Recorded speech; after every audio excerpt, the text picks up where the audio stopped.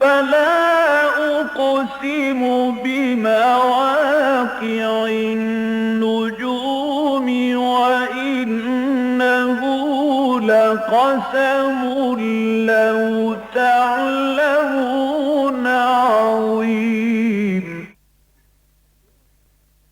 إنه لقرآن كريم في كتاب مكنون لا يمسه إلا المطهرون تنزيل من رب العالمين.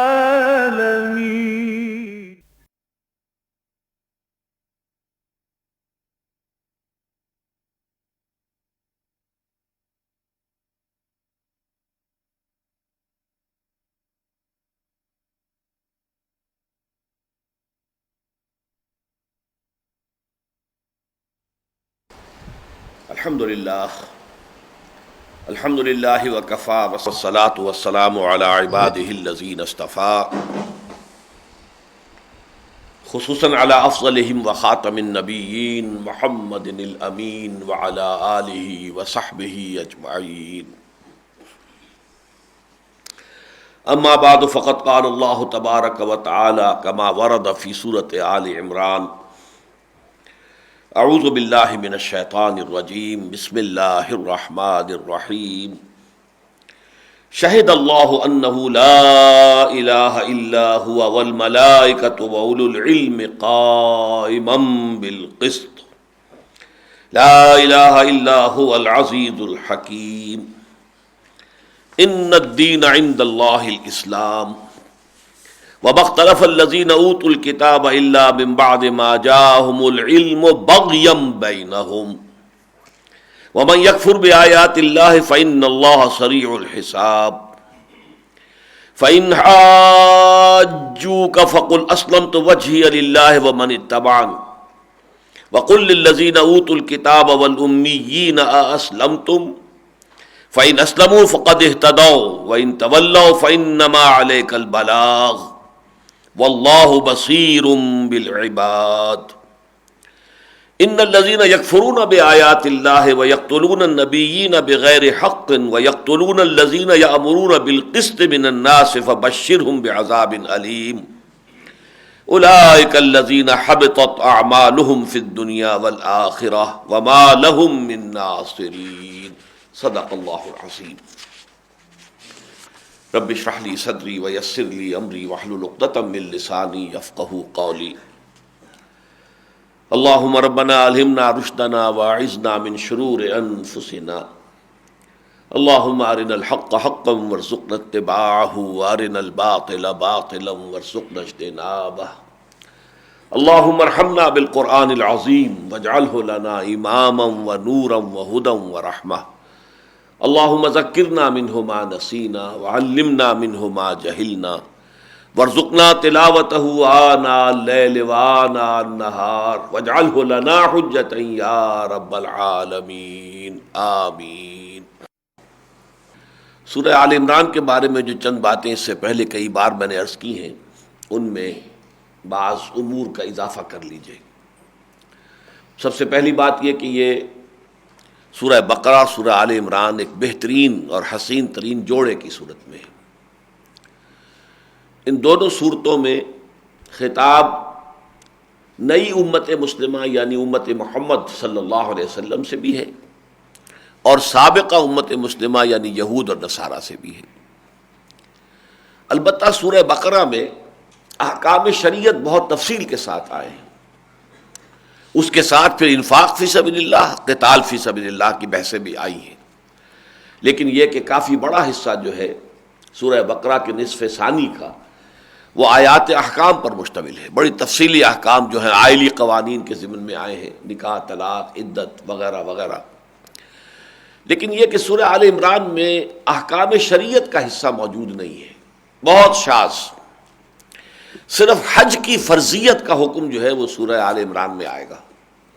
باقی اور فقہی احکام سے یہ سورہ مبارکہ خالی ہے.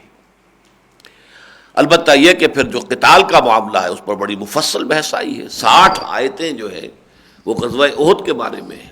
اس کا یوں سمجھیے کہ تقریباً 1/3 جو ہے اس پوری صورت کا وہ غزوہ احد اور اس میں جو بھی حالات و واقعات پیش آئے تھے ان سے بحث پر مشتمل ہے. تو وہ حصہ بہت بڑا ہے. سورہ بقرہ میں زیادہ تر خطاب بہت ہی ضمنی انداز میں کہیں نصارہ سے یا عیسائیوں سے ہوا ہے، اصل خطاب ہے یہود سے، جبکہ اس سورہ مبارکہ میں اصل خطاب ہو رہا ہے نصارہ سے، اگرچہ اس کے بعد دونوں کو اہل کتاب کے زمرے میں لا کر ان سے بھی ایک خطاب ہوا ہے، دعوتی اور ملامتی دونوں انداز میں، لیکن زیادہ تفصیلی گفتگو جو ہوئی ہے وہ الوہیت مسیح کے عقیدے پر ہوئی ہے کہ جس کے قائل جو تھے وہ نصارہ تھے.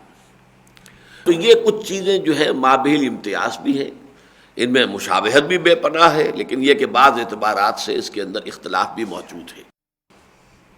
ایک اور اہم اختلاف یہ نوٹ کیجئے کہ جہاں سورہ بقرہ میں احکام شریعت آئے ہیں، وہاں اس سورہ مبارکہ میں احکام شریعت کا جو اصل ہدف ہے، جو غرض و غایت ہے، جو مقصود ہے، اس کو مرکزی مضمون کی حیثیت دیا گیا ہے، یعنی قیام نظام عدل و قسط.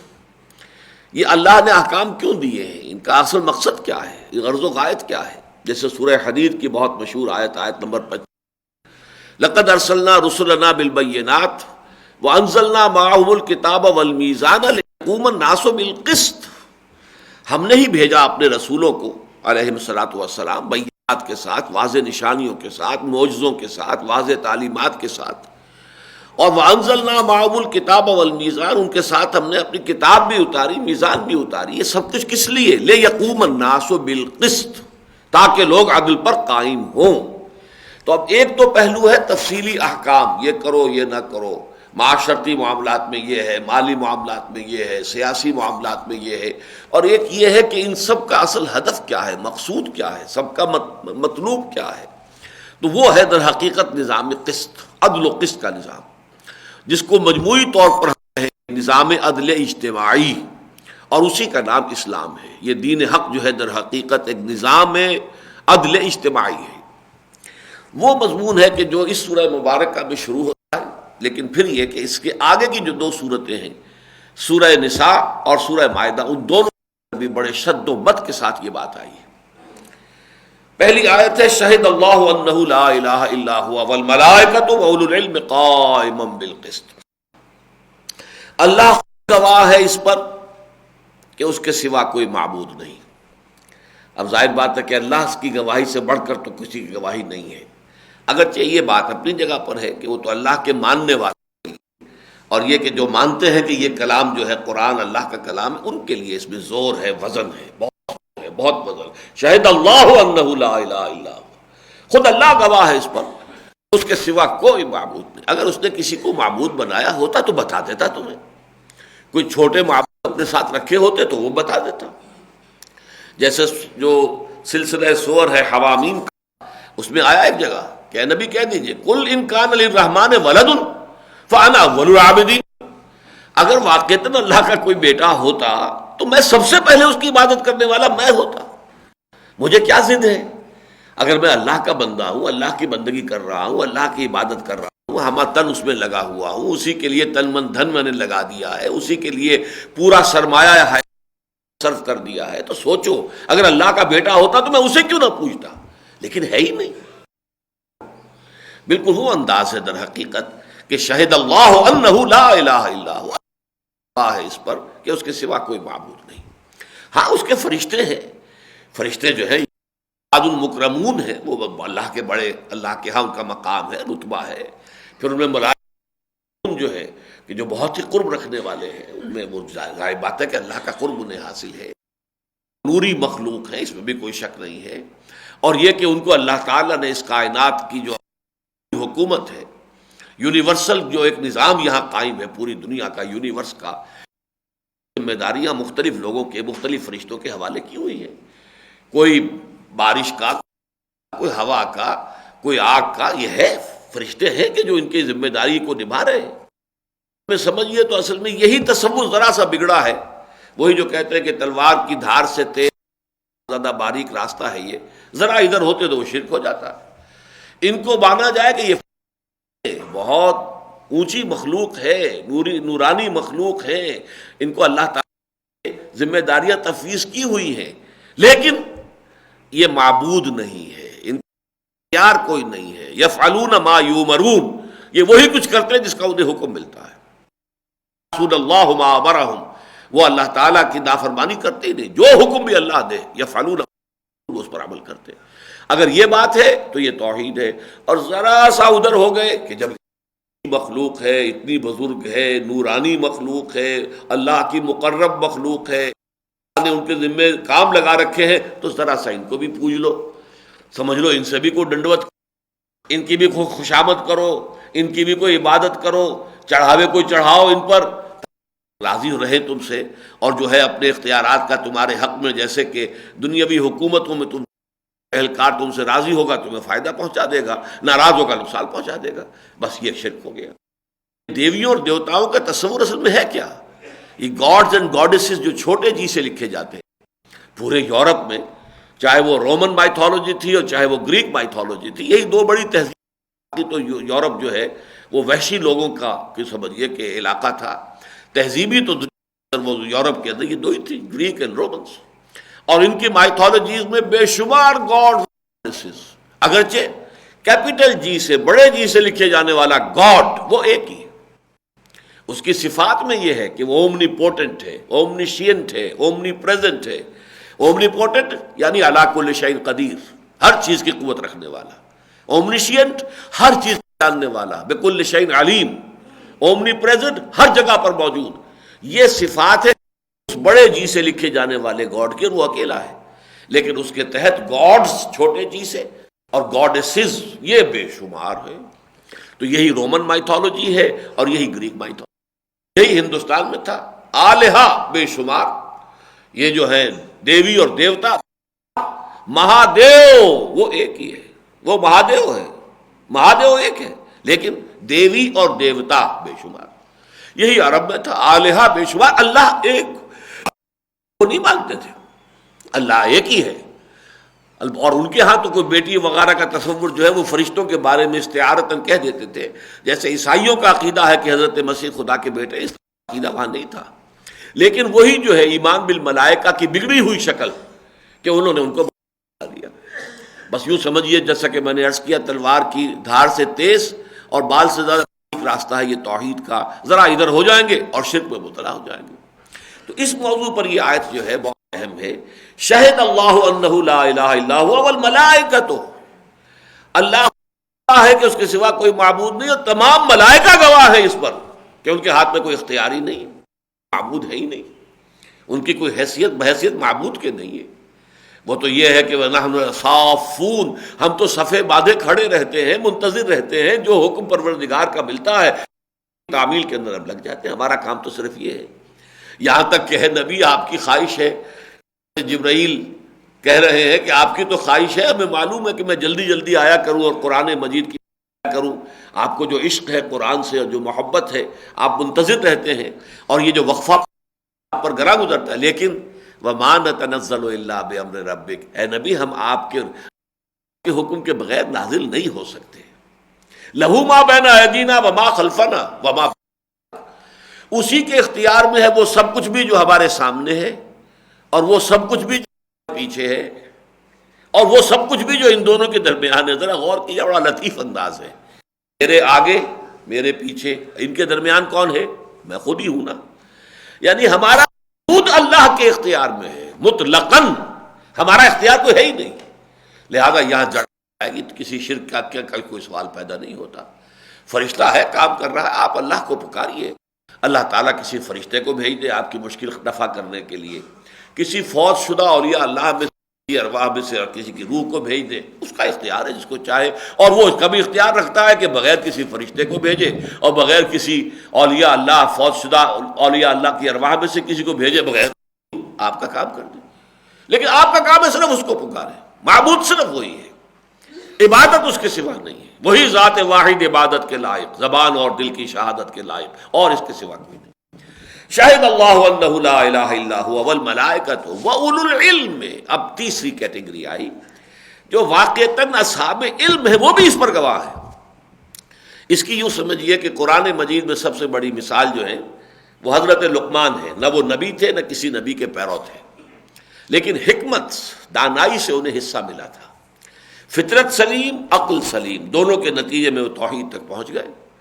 جس شخص کی بھی فطرت سلیم ہوگی اور عقل بھی سلیم ہوگی تو فطرت سلیمہ کی روشنی میں عقل سلیم جب سفر طے کرے گی وہ لازماً توحید تک پہنچ جائے گا. کوئی سوال ہی پیدا نہیں ہوتا اس کائنات کے اندر کسی درجے میں بھی شرک کے لیے کوئی دلیل موجود نہیں. نہ عقل میں کوئی دلیل ہے نہ نقل میں کوئی دلیل ہے. اس لیے بار بار قرآن لاؤ کوئی دلیل تمہارے پاس ہے تو لاؤ، کوئی کسی کتاب میں آسمانی صحیفے میں شرک کا ذکر موجود ہو لاؤ دکھاؤ مجھے. کہیں نہیں، نہ عقل نہ نقل. عقل اور نقل دونوں سے توحید ہی ثابت ہوتی ہے. یہ تو خود تمہارے لیے کچھ چیزیں، کچھ خیالات ہیں، یہ تمہارے اپنے من گھڑت عقائد ہیں، ان کی کوئی حقیقت نہیں ہے. قائم بالقسط. اب یہاں جو ہے دیکھیے جس شان کے ساتھ یہ آیت جو ہے بڑھ مضمون کی طرف پرجلال انداز، شہد اللہ انہ لا الہ الا والملائکۃ واولو العلم قائما بال.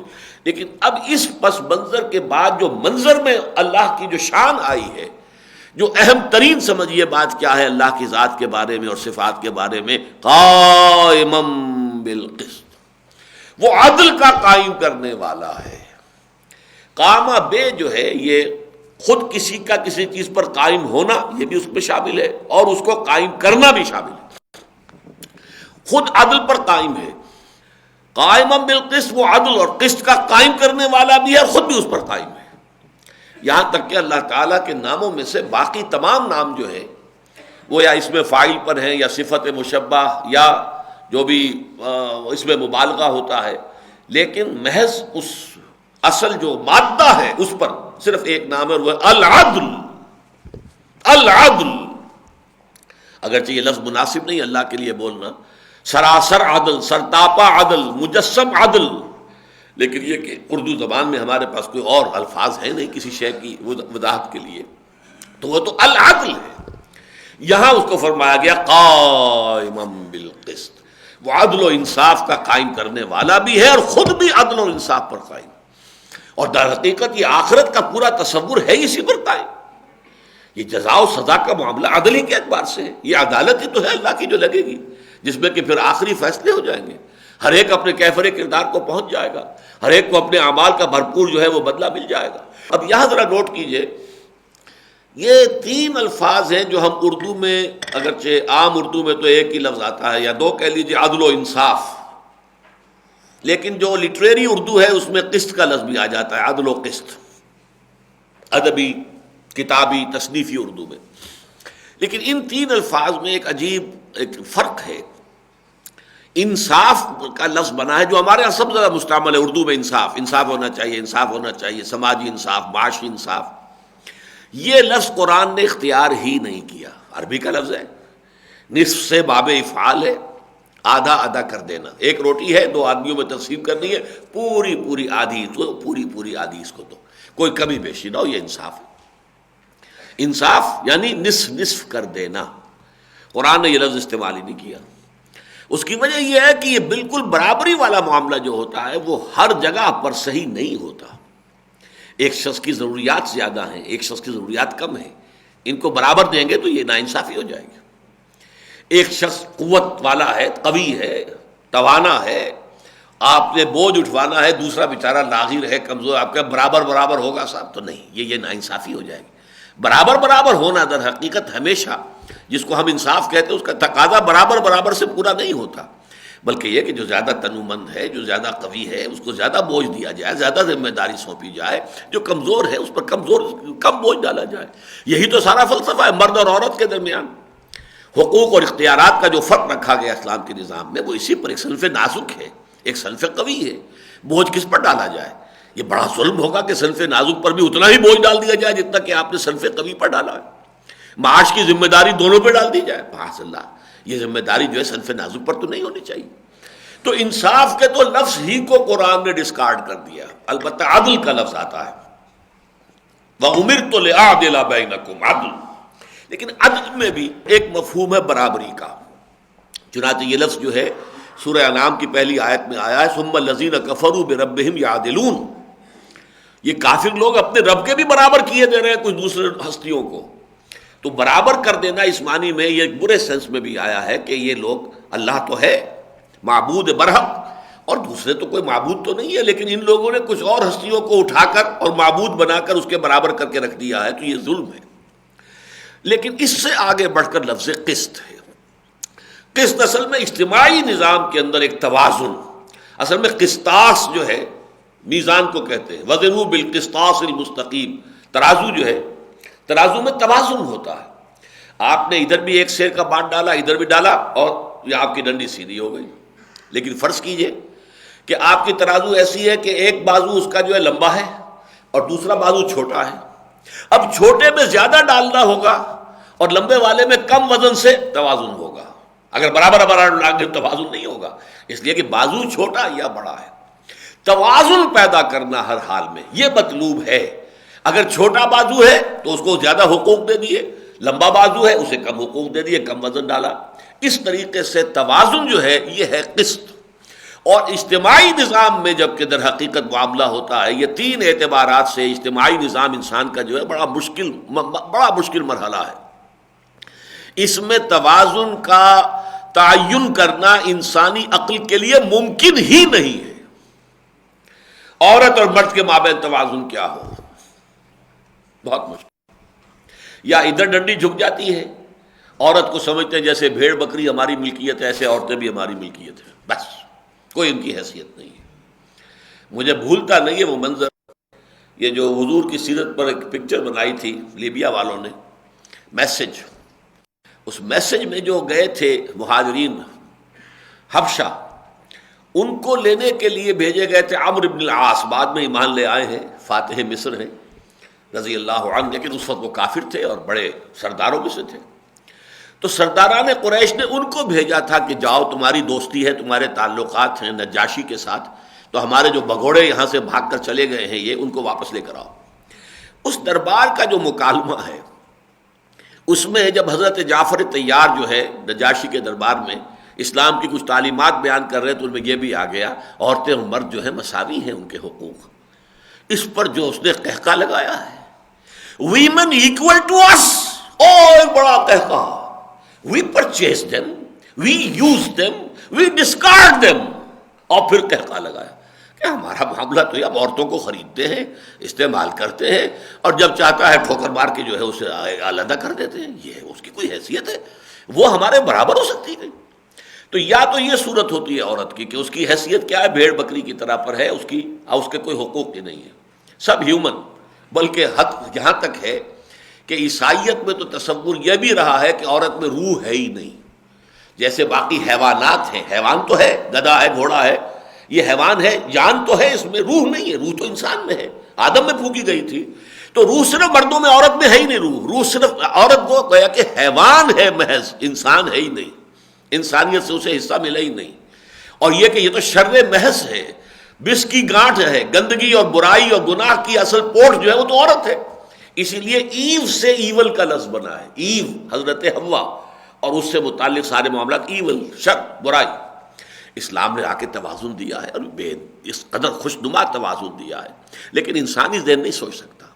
یا پھر وہ عورت کو برابر کر دیں گے جیسے آج کی مغربی تہذیب نے برابر کر دیا، ایگزیکٹلی ایکول.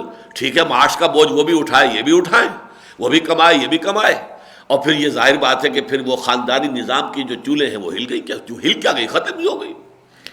آپ نے سوچا پچھلی سال جو تھا 1999 کا جو نیو ایئرس ڈے کا جو پیغام تھا، جو تقریر کی تھی کلنٹن صاحب نے امریکہ میں، انہوں نے کہا تھا کہ عنقریب وہ وقت آ رہا ہے کہ ہماری قوم کی اکثریت حرام زادوں پر مشتمل ہوگی.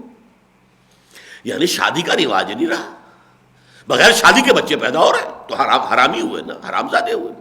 تو ہماری تو قوم جو ہے اس کی اکثریت جو ہے وہ ان پر مشتمل ہوگی. People born without any wedlock, ان کے ماں باپ کے درمیان کوئی شادی اور نکاح کا کوئی رشتہ ہے ہی نہیں، اور وہ پیدا ہوئے.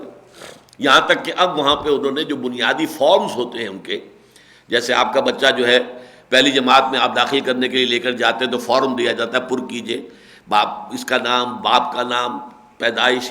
اب باپ کا نام انہوں نے نکال دیا، اس لیے کہ بے شمار لوگوں کو پتہ ہی نہیں کہ ہم کس کے بیٹے، حرام کی اولاد ہے، کیا معلوم کس کے بیٹے. ہاں ماں کا نام معلوم ہے لہذا مدرس نیم لکھ دیا جائے، وہ تو معلوم ہے، ظاہر بات ہے جس نے جنم دیا ہے وہ تو معلوم۔ تو یہ حال ہو چکا ہے صرف اس وجہ سے ذرا سا ٹلٹ ہوا ہے، عورت اور مرد کی مساوات اس درجے لے گئے ہیں کہ پھر خاندانی نظام ختم ہو گئے۔ اسی طرح یہ کہ حاکم اور محکوم کے درمیان، یا یوں کہیے کہ ریاست اور شہری کے درمیان توازن کیا ہو، کتنے اختیارات ریاست کے ہونے چاہیے، کتنے شہری کے ہونے چاہیے۔ یہ بھی نہ ہو ٹوٹلیٹیرین سٹیٹ وجود میں آ جائے کہ شہریوں کے کوئی حقوق ہی نہیں ہے، آمرانہ نظام چل رہا ہے۔ یہ بھی نہ ہو شہری آزادی ایسی ہو جائے کہ مادر پدر آزاد، وہ کہے صاحب ہمارا تو جی چاہتا ہے ننگے ہو کے بازار میں نکلے، آپ کون ہوتے ہیں ہمیں روکنے والے؟ یہ ہماری آزادی ہے، یہی آزادی ہے جو آج آپ کو معلوم ہے کہ جو بھی دنیا کے اندر جو ہے وہ ہم جنس پرستی کی شکل میں جو دنیا میں چل رہی ہے، اب جہاں تک کہ اب شادیاں جو ہے مردوں اور عورتوں کے بجائے مردوں کی شادی، دو عورتوں کی شادی، یہ لیگلائز ہو رہی ہے، ایک ایک کر کے ملک جو ہے اس کو اختیار کرتے چلے جا رہے ہیں۔ تو یہ سارا نظام جو ہے توازن ہے، اصل میں قسط وہی مشکل ہے، وہی سب سے زیادہ کٹھن مرحلہ ہے۔ یہی معاملہ سرمایہ اور مزدور کا ہے۔ سرمایہ اس کا اپنا کچھ تقاضا ہے، وہ اپنی حفاظت چاہتا ہے، مزدور جو ہے اپنی کفالت چاہتا ہے۔ اب ان دونوں کے تقاضے ایسے ہیں کہ ٹکراتے ہیں۔ اب یا تو یہ کہ سرمایہ دار کے سامنے مزدور جو ہے وہ بالکل بے بس ہو جائے گا، وہ کہہ رہا تھا میں تو آپ کو اتنی ویج دوں گا، آپ کو کام کرنا ہے کریں ورنہ جائیں، نکل جائیں۔ اب وہ مزدور بیچارہ کیا کرے؟ اگر باہر بھی جاب نہیں ہے یا باقی سرمایہ داروں نے بھی یہی طے کر رکھا ہے کہ یہی ویج دیں گے تو کہاں جائے وہ؟ اس لیے کہ اسے پتا ہے کہ میرا بچہ بھوکا مر جائے گا۔ سرمایہ دار کہتا ہے میں تو کارخانہ بند کر دوں گا، جی لاک آؤٹ کر دوں گا، کر دو۔ اس کو معلوم ہے کہ میں 1 مہینے بھی کارخانہ بند رکھوں تو میرے بچے کے لیے کوئی فاقہ نہیں ہے، میرے پاس تو دولت وافر موجود ہے۔ اس غریب کو معلوم ہے کہ 1 دن کی دہاڑی میری نہ لگی تو بچے کو رات کو دودھ نہیں ملے گا۔ تو یہ بڑا ان ایکول معاملہ ہے، کیسے ان کے درمیان توازن قائم کیا جائے؟ اس حوالے سے یہ قسط جو ہے نظام کے اندر ایک قسط، یہ ہے سب سے اہم پہلو، اور اللہ تعالیٰ کی جو سب سے اہم صفت یہاں بیان ہوئی ہے وہ قائمًا بالقسط۔ اس میں ایک اشارہ ادھر بھی ہو رہا ہے کہ جو مذہبی جو بھی عقائد کا معاملہ دنیا میں رہا ہے کہ یہ شفاعت کا تصور، اور یہ کہ جیسے کہ اب پوری عیسائیت اس پر کھڑی ہے کہ جو حضرت مسیح کو مان لے، حضرت مسیح اس کی طرف سے کفارہ ادا کر گئے، بس مان لینا ہی کافی ہے، پھر تو نجات ہی نجات ہے، گناہ سب حساب کتاب برابر ہو جائے گا۔ یہ ساری چیزیں جو ہے ان سب کی قائم بالکل نہیں، اللہ عدل کا قائم کرنے والا ہے۔ وہ تو ظاہر بات ہے فَمَنْ يَعْمَلْ مِثْقَالَ ذَرَّةٍ خَيْرًا يَرَهُ وَمَنْ يَعْمَلْ مِثْقَالَ ذَرَّةٍ شَرًّا يَرَهُ۔ یہاں تو معاملہ یہ ہوگا، ہر ایک کے اعمال اس کے بالکل سامنے آئیں گے، خواہ وہ دانے کے برابر، ذرے کے برابر ہم وزن ہو، نیکی ہو یا بدی ہو، اپنے سامنے موجود پائے گا۔ لا الہ الا هو العزیز الحکیم، اس کے سوا کوئی معبود نہیں ہے، وہی ہے زبردست اور کمال حکمت والا۔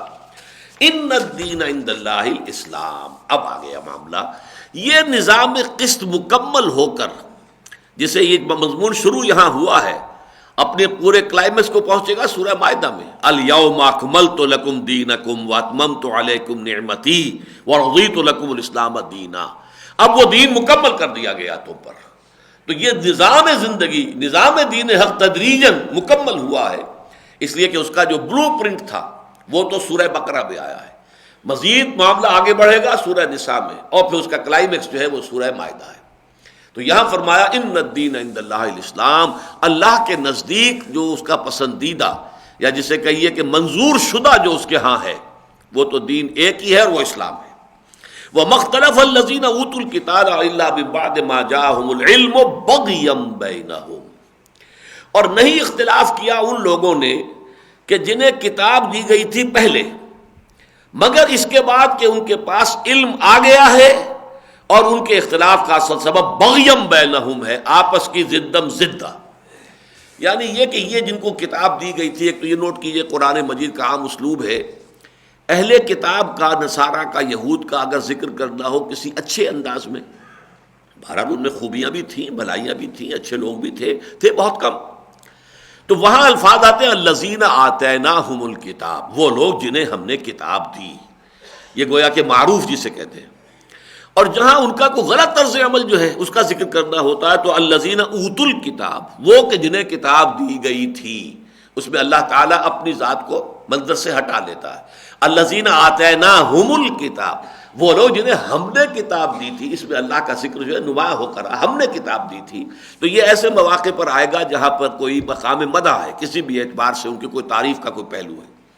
لیکن جہاں بھی مذمت کا پہلو آئے گا، مقام ذم ہے، تو الذین اوتوا الکتاب، وہ لوگ جو کتاب دیے گئے تھے، الا من بعد ما جاءہم العلم. اب یہ العلم جو ہے قرآن ان کے پاس آ چکا، حقیقت ان پر منکشف ہو چکی. سورہ بقرہ میں گویا کہ اتمام حجت ہو چکا ہے. یہ آیات نازل ہو رہی ہیں سن 3 میں، سن 3 ہجری. 2.5 برس جو گزر چکے ہیں یا 3 برس گزر چکے ہیں، ان میں سورہ بقرہ مکمل نازل ہو چکی، سورہ محمد نازل ہو چکی صلی اللہ علیہ وسلم، اور متفرق آیات نازل ہو چکی.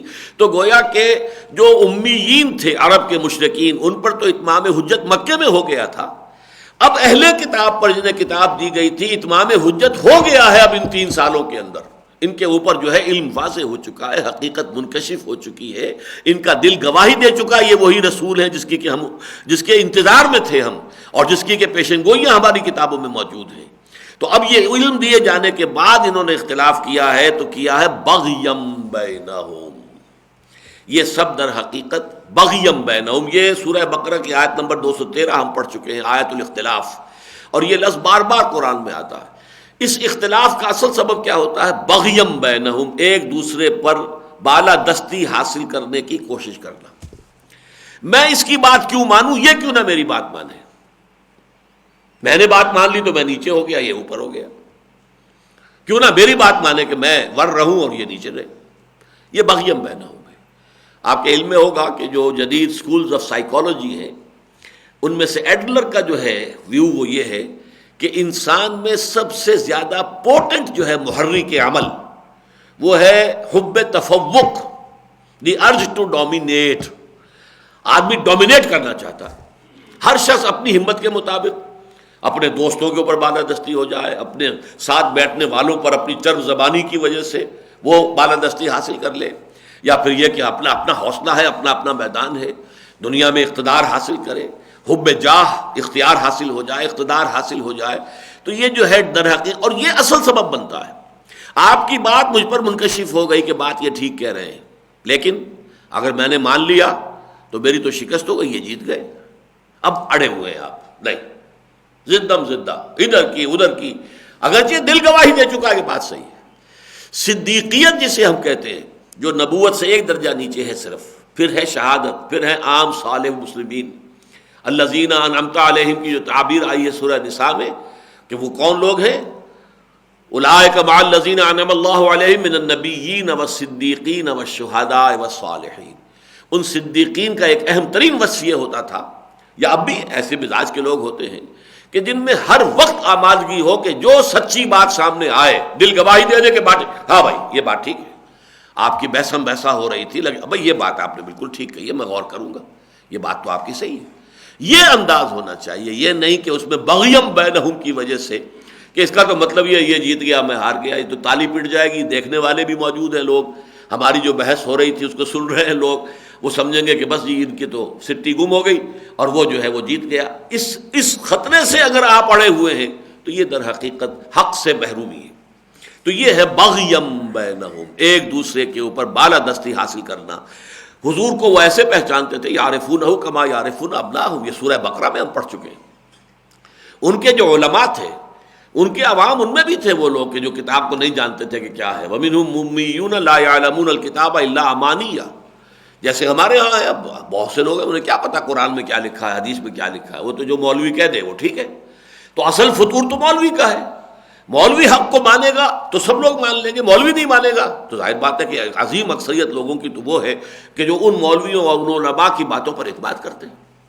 یہی معاملہ تھا کہ یہود کے علماء کا معاملہ یہ ہے کہ وہ سب پہچان چکے تھے، یعرفونہ کما یعرفون ابناءہم، ایسے پہچان چکے تھے جیسے اپنے بیٹوں کو پہچانتے تھے کہ یہ وہی نبی ہے، نبی موعود، نبی آخر الزماں. لیکن بغیم بینہم، یہ راستے کا ان کا پتھر تھا. ہمارے ہاتھ چومے جاتے ہیں، لوگ ہم سے فتوے مانگتے ہیں، ہماری مسندیں ہیں، ہماری حیثیت ہے، سب ختم ہو جائے گی. اگر ہم نے محمد کی تصدیق کر دی صلی اللہ علیہ وسلم، ان پر ایمان لے آئے تو ہماری کیا حیثیت رہ جائے گی. وَمَن يَكْفُرْ بِآيَاتِ اللَّهِ فَإِنَّ اللَّهَ سَرِيعُ الْحِسَابِ. اور جو کوئی بھی اللہ کی آیات کا انکار کرے گا تو وہ جان لے کہ اللہ کو حساب چکانے میں دیر نہیں لگے گی. یعنی میں نے یہ نیک کام کیے ہیں، میں نے یہ بڑی بڑی نیکیاں کمائی ہوئی ہیں، یہ کیا ہوا، یہ سارا حساب کتاب اللہ کو چکاتے دیر نہیں لگے گی. لیکن اللہ کی آیات کا انکار یہ سب کی نفی کر دے گا. یہ وہ بڑا زیرو ہے جس سے ضرب کھا کر بڑی سے بڑی نیکی جو ہے وہ زیرو ہو جائے گی. یہی بات آخر میں سورہ توبہ میں آئی ہے، اجعلتم سقایۃ الحاج وعمارۃ المسجد الحرام کمن آمن باللہ، کیا تم لوگوں نے یہ مسجد حرام کے متولی ہونا قریش کا اور یہ پانی پلاتے ہیں حجاج کو، تم نے اتنی بڑی نیکی بنا دیا ہے کہ جو ایمان لائے اور جو اللہ کی راہ میں جہاد کر رہے ہیں ان کے برابر کیے دے رہے ہیں ان کو. یہ تمہاری جو سینس آف ویلیوز ہے وہ ختم ہو گئی ہے، تمہارا اقدار کا پورا نظام تلپٹ ہو چکا ہے. تو نیکیاں ویکیاں رہ جائیں گی. وَمَن يَكْفُرْ بِآيَاتِ اللَّهِ فَإِنَّ اللَّهَ سَرِيعُ الْحِسَابِ فَإِنْ حَاجُّوكَ، تو اے نبی اگر یہ آپ سے محاجہ کریں، حجت سے محاجہ باب مفعلہ، محاججہ، محاججہ اصل میں ہوگا مفاعلہ محاججہ، لیکن یہ دو جیم جڑ گئے تو محاجہ. فَإِنْ حَاجُّوكَ فَقُلْ، تو اگر یہ آپ سے محاجہ کریں، حجت بازی کریں، ظاہر بات ہے کہ آدمی جو اڑا ہوا ہے ضد کے اوپر ہے، کوئی نہ کوئی الٹی سیدھی تو دلیلیں پھر بھی وہ دیتا ہی رہے گا.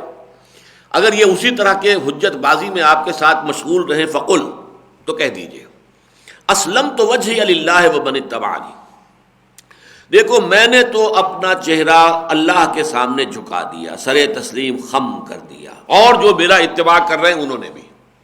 یعنی اب میں اکیلا نہیں ہوں، گئے دن کے تنہا تھا میں انجمن میں، یہاں میرے راستہ اور بھی ہیں. وہ دن بھی تھا مکے میں جب میں نے اپنی رسالت کا اعلان کیا تھا تو کوئی میرا ماننے والا نہیں تھا. پہلے دن صرف 4 ہی آدمی ایمان لائے تھے نا، آپ کی اہلیہ محترمہ خدیجہ الکبریٰ رضی اللہ تعالی عنہ، یار غار حضرت ابوبکر صدیق رضی اللہ تعالی عنہ، چچا زاد بھائی حضرت علی رضی اللہ تعالی عنہ، اور غلام جن کو کہ آزاد کر کے منہ بولا بیٹا بنایا ہوا تھا زید ابن حارثہ رضی اللہ تعالی عنہ. تو وہ بھی دن تھے، لیکن گئے دن کے تنہا تھا میں انجمن میں، یہاں میرے راستہ اور بھی ہیں.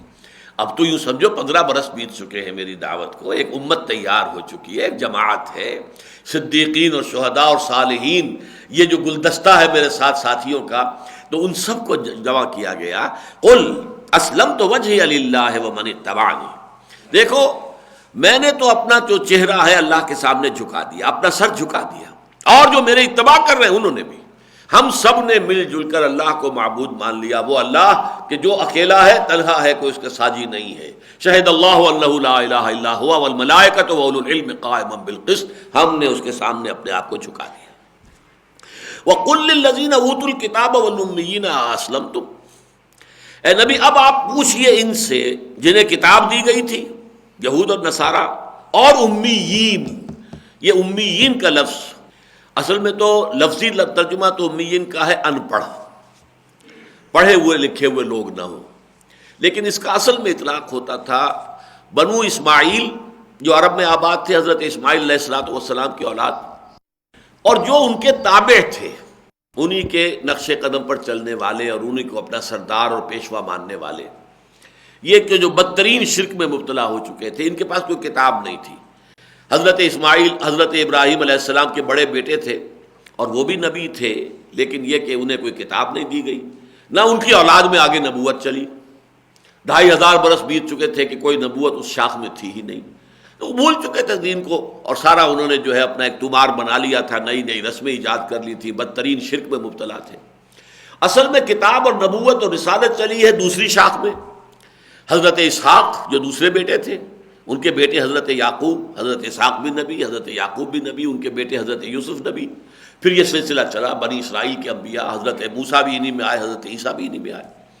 لہذا یہ امیین کہلاتے ہیں، اور وہ ہیں اوت الکتاب جنہیں کتاب دی گئی. اس میں نصارہ بھی شامل ہے اور اس میں یہود بھی شامل ہے. تو اس اعتبار سے اب ان دونوں سے خطاب کیا جا رہا ہے. قل للذین اوتوا الکتاب والامیین، اے نبی اب آپ ڈنکے کی چوٹ پوچھئے، سوال کر لیجئے، کلیئر کھلم کھلا کیجئے، ان سے بھی جنہیں کتاب دی گئی تھی، یہود اور نصارہ سے بھی اور امیین سے بھی. اسلمتم، تم بھی اپنا سر جھکاتے ہو کہ نہیں؟ تم نے بھی سر جھکایا یا نہیں؟ فَإِنْ أَسْلَمُوا فَقَدْ اهْتَدَوْا، پھر اگر وہ واقعتاً اپنا سر جھکا دیں، سر تسلیم خم کر دیں، اسلام کے لفظی معنی یہی ہے ٹو سرنڈر. سپردگی، حوالگی، اپنے آپ کو کسی کے حوالے کر دینا، سرنڈر کر دیا، یہ سرنڈر ہے۔ فقد اہتدوا، اگر یہ کریں تو یہ ہدایت کی راہ پر ہے۔ یہ آیت جو ہے سورہ بقرہ میں پہلا پارے کا جو آخری رکوع اس میں آیا ہے کہ اگر فَإِنْ آمَنُوا بِمِثْلِ مَا آمَنْتُمْ بِهِ فَقَدِ اهْتَدَوْا وَإِنْ تَوَلَّوْا فَإِنَّمَا هُمْ فِي شِقَاقٍ، اگر یہ لوگ بھی ایمان لے آئے اس طور سے جس طور سے کہ اے مسلمانوں تم ایمان لائے ہو، تو پھر وہ بھی ہدایت پر آ جائیں گے۔ یہاں وہی مضمون مختصر الفاظ میں آ رہا ہے، فَإِنْ أَسْلَمُوا فَقَدِ اهْتَدَوْا، اگر وہ اسلام لے آئیں، اگر وہ اطاعت قبول کر لیں، سر تسلیم خم کر دیں، فَقَدِ اهْتَدَوْا، تو وہ بھی ہدایت پر آ گئے۔ وَإِنْ تَوَلَّوْا فَإِنَّمَا عَلَيْكَ الْبَلَاغُ، اور پھر اگر وہ روگردانی کرے، پیٹھ موڑ لے، تو اے نبی آپ پر سوائے پہنچا دینے کے کوئی ذمہ داری نہیں ہے۔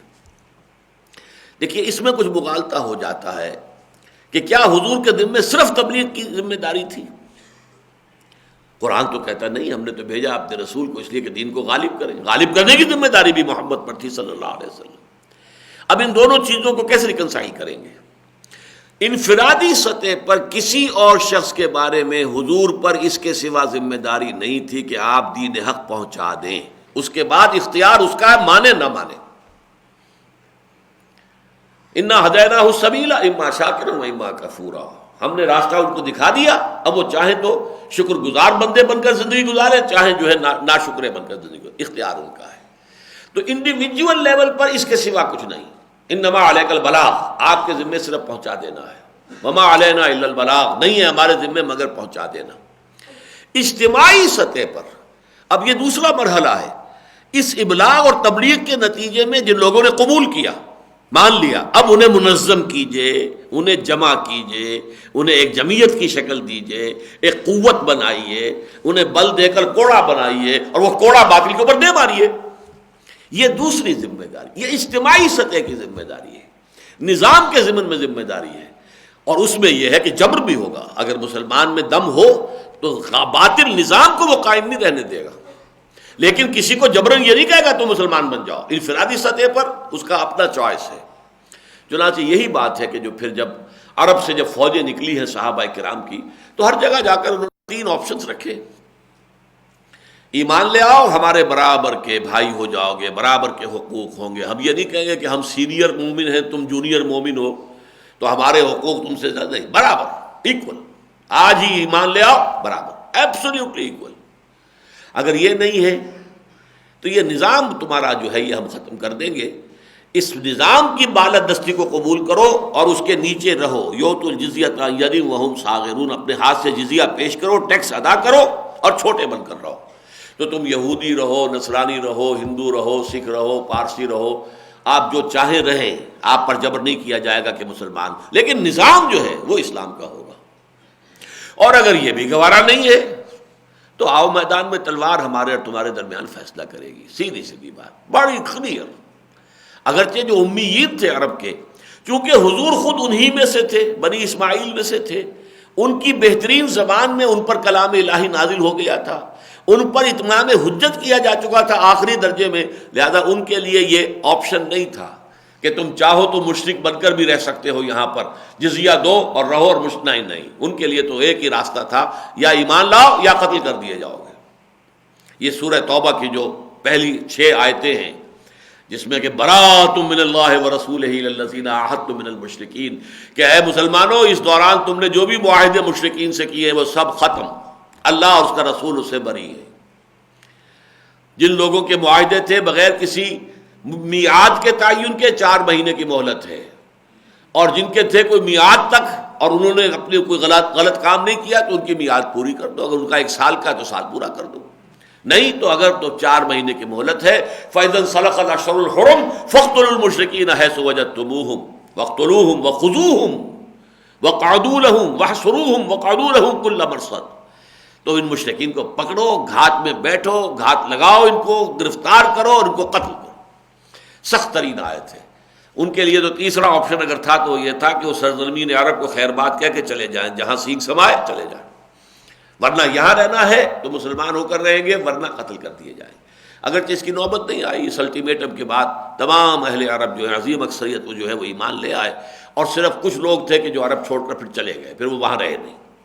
بہرحال یہ بات کہی جا رہی ہے فَإِن تَوَلَّوْا فَإِنَّمَا عَلَيْكَ الْبَلَاغُ، اے نبی اگر یہ روگردانی کریں، آپ کی اس بات کو قبول نہ کریں، تو آپ کے ذمے ان کے بارے میں سوائے پہنچا دینے کی کوئی اور ذمہ داری نہیں ہے۔ واللہ بصیر بالعباد، اور اللہ تعالیٰ اپنے بندوں کو دیکھ رہا ہے۔ یعنی آپ نے ابلاغ کا حق ادا کر دیا یا نہیں، یہ بھی اللہ دیکھ رہا ہے۔ ان پر حق منکشف ہو چکا ہے یا نہیں، یہ بھی اللہ کے علم میں ہے۔ پھر یہ ضد اور ہٹ درمی کی وجہ سے اڑے ہوئے ہیں، یہ بھی اللہ کے علم میں ہے۔ ہاں اگر کسی پر ابھی بات واضح نہیں ہوئی ہے تو ٹھیک ہے، اسے ابھی ہم اور مہلت دے رہے ہیں، اور سوچ لیں اور غور کر لیں، کیونکہ وہ سورہ توبہ والا حکم تو سن 9 میں جا کر آئے گا، ابھی تو 6 سال اور پڑے ہیں۔ یہاں تک کہ بدترین جو طبقہ تھا منافقین کا، انہیں بھی بار بار کہا گیا اب بھی توبہ کر لو، اب بھی توبہ کر لو، اب بھی پلٹ جاؤ، اب بھی رجوع کر لو۔ یہ تو سورہ توبہ میں جا کر دروازہ بند کیا گیا ہے کہ اب ان کے لیے توبہ کا دروازہ بند ہے۔ اب تو اللہ تعالیٰ نے ان کے دلوں پر مہر کر دی ہے۔ اے نبی برابر ہے ان کے لیے، آپ انہیں ڈرائیں یا نہ ڈرائیں، اور اے نبی برابر ہے ان کے حق میں، آپ ان کے لیے استغفار کریں یا نہ کریں۔ اگر آپ 70 مرتبہ بھی استغفار کریں گے ان منافقین کے لیے تو اللہ انہیں معاف نہیں کرے گا۔ لیکن یہ معاملہ سن 9 میں جا کر ہوا ہے۔ امیین کو بھی آخری جو ہے چیلنج دیا گیا ہے سن 9 میں، اور منافقین کے لیے بھی یہ بات کہ آخری ان کا جو ہے توبہ کا دروازہ بند ہے، یہ بھی سن 9 کی بات۔ ابھی تو یوں سمجھیے کہ ان آیات کا جو ہم مطالعہ کر رہے ہیں تو یہ تو سن 3 کی ہے، 6 سال پڑے ہوئے ہیں ابھی۔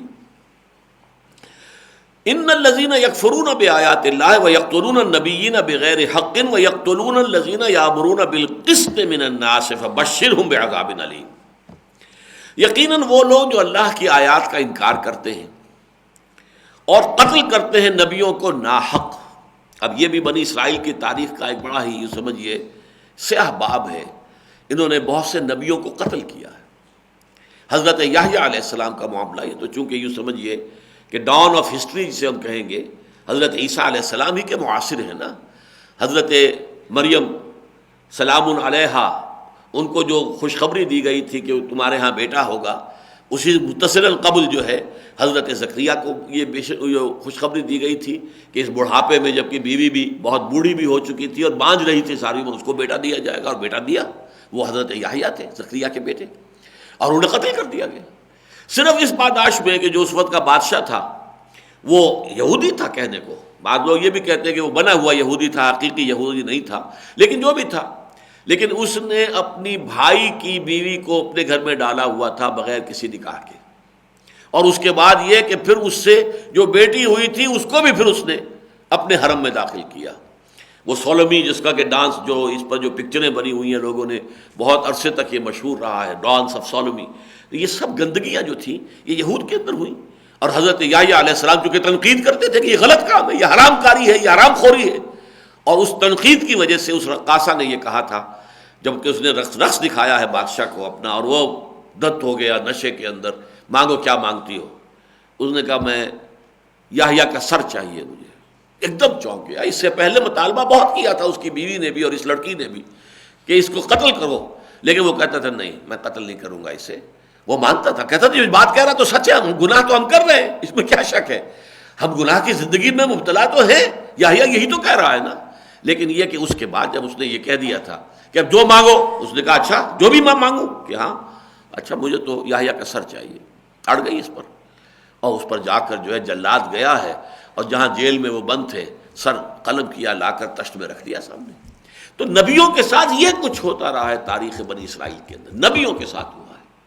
تو فرمایا ان الذین یکفرون بآیات اللہ ویقتلون النبیین بغیر حق، وہ لوگ، وہ بدبخت لوگ جو اللہ کی آیات کا انکار کرتے ہیں اور جن کا سابق کردار ماضی کا یہ رہا ہے کہ وہ قتل کرتے رہے ہیں انبیاء کو ناحق، وَيَقْتُلُونَ الَّذِينَ يَأْمُرُونَ بِالْقِسْطِ، اور نہ صرف انبیاء کو قتل کرتے رہے بلکہ ان میں سے جس اللہ کے بندے نے بھی کھڑے ہو کر عدل اور انصاف کی بات کی اسے قتل کیا۔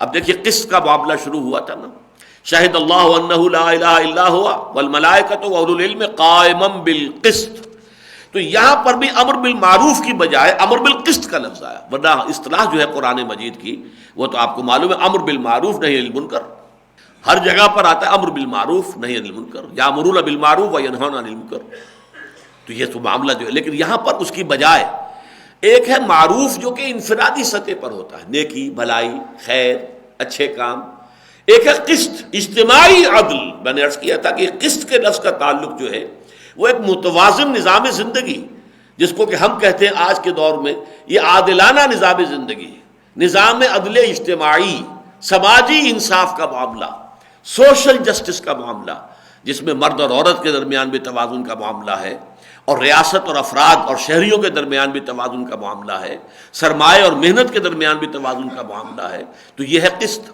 اب جس اعتبار سے بھی کہیں پر ناانصافی ہوگی، اگر محنتی لوگ جو ہیں، غریب لوگ، ان پر ظلم ہو رہا ہے، تو کوئی شخص کھڑا ہو جائے گا کہ یہ ظلم کر رہے ہو، ان کے حقوق ادا کرو۔ یہ ہاری، یہ کاشتکار، خون پسینہ ان کا ہوتا ہے، عیش تم کرتے ہو، گلچھرے تم اڑاتے ہو، یہ بھی بالقسط کا معاملہ ہو جائے گا کہ قسط کا حکم دیا جا رہا ہے۔ ویسے یہ کہ عام طور پر جو نیکی کا تصور لوگوں کے ذہنوں میں شاید وہ اس کو کور نہ کرے، پر نیکی تو یہی ہے نا کہ اللہ کی عبادت کرو، نماز، روزہ، ذکر، اور یہ کہ اپنی وضاقتہ، اپنی شکل صورت، اپنے انفرادی اعمال جو ہے وہ ٹھیک کر لو۔ نیکی اور منکر اور معروف میں تو زیادہ تر لوگوں کے سامنے یہ تصور آتا ہے، لیکن جیسا کہ میں نے عرض کیا تھا، یہ سورہ مبارکہ یہاں سے شروع ہو رہا ہے معاملہ اس قسط کا، اس لیے کہ آگے چل کر آئے گا سورہ نساء میں، یا ایھا الذین آمنوا کونوا قوامین بالقسط شہداء للہ ولو علی انفسکم او الوالدین والاقربین۔ اس سے آگے چل کر معاملہ سورہ مائدہ میں آئے گا، یا ایھا الذین آمنوا کونوا قوامین للہ شہداء بالقسط ولا یجرمنکم شنآن قوم علی الا تعدلوا اعدلوا هو اقرب للتقوی۔ یہ سارا جو ہے اب یہ ڈیولپ ہو رہا ہے مضمون قسط کا، لہذا یہاں نوٹ کیجئے کہ امر بالمعروف کی بجائے امر بالقسط، عادلانہ نظام زندگی، اور اس میں جس پہلو سے بھی ظلم ہو رہا ہو، چاہے وہ زمیندار کر رہا ہے کاشتکار پر، یا وہ سرمایہ دار کر رہا ہے محنتی لوگوں پر، مزدوروں پر، یا مرد کر رہے ہیں عورتوں پر، جو بھی جس پہلو سے بھی ظلم ہو رہا ہے اس کے خلاف آواز اٹھانا، تو ان کو بھی قتل کرتے رہے ہیں۔ وَيَقْتُلُونَ الَّذِينَ يَأْمُرُونَ بِالْقِسْطِ مِنَ النَّاسِ فَبَشِّرْهُمْ بِعَذَابٍ أَلِيمٍ۔ تو اے نبی ان کو بشارت دے دیجئے بڑے دردناک عذاب کی۔ یہ بڑا سیٹائریکل انداز ہے قرآن کا، طنزیہ انداز ہے، انہیں بشارت دے دیجئے۔ بشارت تو کسی اچھی بات کی دی جاتی ہے، لیکن یہ بدبخت اسی بشارت کے مستحق رہ گئے، اب ان کے لیے کوئی اور بشارت ممکن ہے ہی نہیں، ان کے لیے تو خوشخبری ہی یہ ہے، فَبَشِّرْهُمْ بِعَذَابٍ أَلِيمٍ أُولَٰئِكَ الَّذِينَ حَبِطَتْ أَعْمَالُهُمْ فِي الدُّنْيَا وَالْآخِرَةِ۔ یہی وہ لوگ ہیں کہ جن کے تمام اعمال اکارت ہو گئے دنیا اور آخرت میں۔ اب یہاں اس کے پس منظر میں وہ تصور ہے جو سورہ بقرہ میں ہم نے لیس البر والی آیت میں پڑھا تھا۔ لوگوں نے اپنے ذہنوں میں نیکی کے کچھ ایسے کام کیے ہوتے ہیں کہ وہ اپنے آپ کو تسلی دیتے ہیں، ٹھیک ہے بھائی میرے معاملے میں میں رشوت لیتا ہوں، یہ کام غلط کرتا ہوں، لیکن دیکھو میں نے مسجد بنوائی ہے، میں نے یتیم خانہ بنوایا ہے، میں نے فلاں کام کیا ہے، وہ ایک دل کو تسلی ہے، نیک کام بھی تو ہم کر رہے ہیں نا آخر۔ اس طریقے سے اس کی میں نے تو بڑی تفصیل سے اس آیت کا درس جو میرے مفصل ہیں ان میں بڑی تفصیل سے یہ بحثیں آئی ہیں۔ ڈاکو انتہائی یوں سمجھیے کہ یعنی خونخوار ڈاکو، وہ بھی اپنے دل کی تسلی کے لیے بیواؤں کی، یتیموں کی مدد کرتے، سرپرستی کرتے اپنے اپنے علاقے کے لوگوں کی، تاکہ دل کو تسکین دے سکے کہ ہم اگرچہ ایک طرف ہم نے کسی کا سر پیٹ پھاڑ دیا ہے، کسی اور کا کچھ اور کیا ہے، ڈاکہ ڈالا ہے، لیکن یہ کہ ہم یہ کام بھی تو کر رہے ہیں۔ یہ جو ہماری ریڈ لائٹ ایریا کی خواتین ہیں جسم فروشی کرنے والی، اب یہ جب یہ محرم کا جلوس نکلے گا تو کالے کپڑے پہن کر سب سے آگے وہی ہوں گی، سبیلیں وہی لگائیں گی، دھمال کھیلیں گی جا کر، عرس ہو رہے ہیں، فلاں کے بھٹشا کا ہو رہا ہے، فلاں کا ہو رہا ہے، وہ دھمال کھیل رہی ہیں وہاں پر جا کر، گویا کہ بڑا نیکی کا کام کر رہی ہیں۔ تو یہ نیکی کا اور بدی کا ایک امتزاج دنیا میں ہمیشہ چلتا آیا ہے۔ اس آیہ مبارکہ میں واضح کیا گیا نیکی کی اصل حقیقت کیا ہے، دل کے اندر ایمان اور یقین، اور پھر اس کے بعد عمل کے اندر بھی پہلے کیا پھر کیا پھر کیا، تو وہ تو ایک عظیم آیت ہے سورہ بقرہ کی آیت نمبر 177 آیت البر۔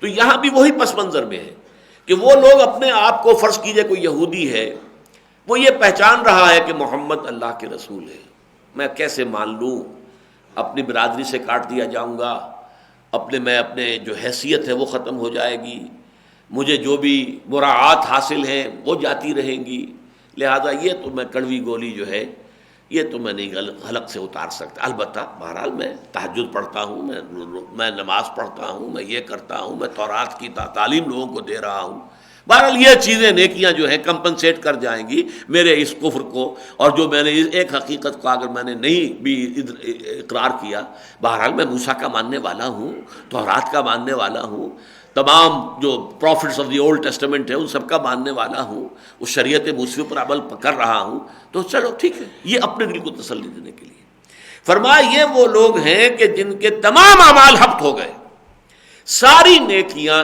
اس ایک برائی، ایک بدی، ان الذین یکفرون بآیات اللہ کی آیات کا انکار بغیم بینہم کی وجہ سے جب کیا تو وہ سارے نیک اعمال ہبط ہو گئے، ان کی وہ تہجدیں بھی ہوں اور ان کے اذکار بھی ہوں اور ان کے دروس بھی ہوں اور ان کی جو بھی خدمات ہوں علمی اور اصلاحی، سب کے سب ختم ہو جائیں گے۔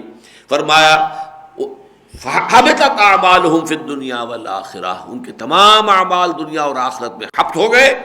وما لہم من ناصرین، اور نہیں ہوں گے ان کے لیے کوئی بھی مددگار، کوئی شفیع نہیں ہوگا، کوئی شافع نہیں ہوگا، کوئی بچانے والا، کوئی انٹرسیڈ کرنے والا جو ہے قیامت کے دن موجود نہیں ہوگا کہ جو ان کے لیے اللہ تعالیٰ سے مرسی کی اپیل کر سکے۔